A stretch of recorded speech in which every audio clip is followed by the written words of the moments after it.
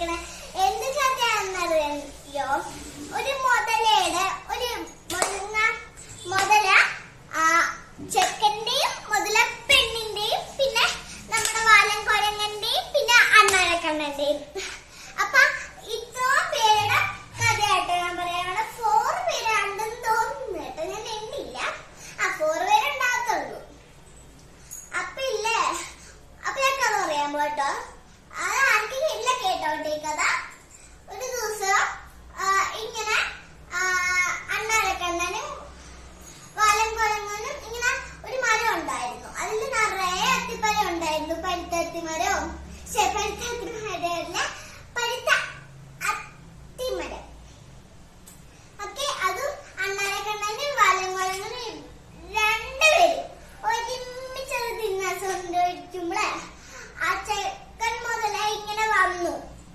അപ്പൊ ഇല്ലേ, അപ്പൊ എന്റെ വായന ഇങ്ങനെ ക്രോക്കോഡൈൽ ടീച്ചർ എനിക്ക് പറഞ്ഞിട്ടുണ്ട്. ടീച്ചർ അപ്പൊ ഇല്ലേ അത് പറഞ്ഞു, എനിക്ക് ഇച്ചിരി അത്തിപ്പഴം തരുമോ ചെങ്ങാതിന്ന്. അപ്പം ചോദിച്ചു, ആ തരാലോ നിനക്കൊന്ന് ചോദിച്ചു. അപ്പൊ ഇങ്ങനെ എറിഞ്ഞെറിഞ്ഞു കൊടുത്തു ഇങ്ങനെ വായില് കുരങ്ങൻ മരത്തിന്ന്. അപ്പൊ ഒരു ദിവസം ഇങ്ങനെ മുതലച്ചാൽ പിന്നെ ഇച്ചിരി അത്തിപ്പഴം ചോദിച്ചു.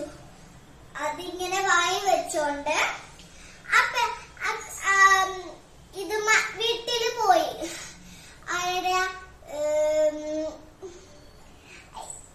ആ ക്രോക്കോഡൈലിന്റെ വീട്ടിലോട്ട്. ഓക്കെ, അപ്പൊ ഇങ്ങനെ പോയിട്ട് ആ വീട്ടിൽ പോയിട്ട് പെണ്ണിന് കൊടുത്തു, പെൺ ക്രോക്കോഡൈലിന്. അപ്പൊ അത് നല്ല രസമുണ്ടല്ലോ, ഇത് എവിടെന്നാ കിട്ടിയെന്ന് ചോദിച്ചു. അപ്പൊ ഇത് പറഞ്ഞു, ക്രോക്കോഡൈൽ പറഞ്ഞു, ഇത് എന്റെ ചെങ്ങാതി വാലൻ കുരങ്ങൻ തന്നെയാന്ന് പറഞ്ഞു. അപ്പൊ ആ പെണ്ണ് ഇത് പറഞ്ഞു, ക്രോക്കോഡൈൽ പറഞ്ഞു, എനിക്ക് അവന്റെ ഹാർട്ട് വേണമെന്ന്. അപ്പൊ ആൺകുതിരാന്ന്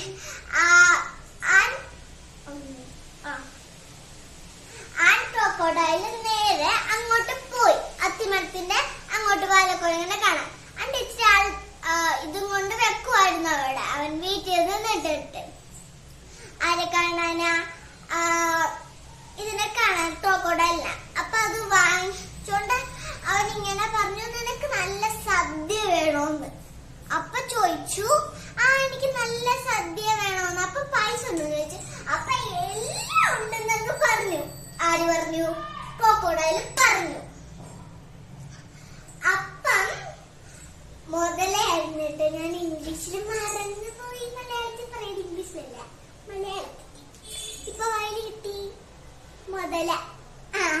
ഓക്കെ, അപ്പൊ ആ മുതലില്ലേ ഇങ്ങനെ അവനെ കൂട്ടിയിട്ട് ഇങ്ങനെ ആ വീട്ടിലോട്ട് പോയി മുതലയുടെ. അപ്പൊ അത് അവന്റെ പുറത്തിരുന്നിട്ട് ഇച്ചിരി അത്തിപ്പരമായിട്ട് ഇങ്ങനെ അവന്റെ വീട്ടിലോട്ട് പോയേട്ടോ. അപ്പം എന്നിട്ട് ഇച്ചിരി നടുക്ക് പുരയിലെത്തിയപ്പോ പറഞ്ഞു, ഇന്ന് നീയാണ് ഞങ്ങളുടെ സദ്യന്ന്. അപ്പൊ പറഞ്ഞു അയ്യോ ഇനിയും ഉണ്ടായിരുന്നു, അത് നിനക്ക് തികഞ്ഞില്ലെങ്കിലോ എന്നെ. അപ്പൊ പറഞ്ഞു, ഇനി ഞാൻ അത്തിപ്പഴം തരുവായിരുന്നല്ലോ എന്ന്.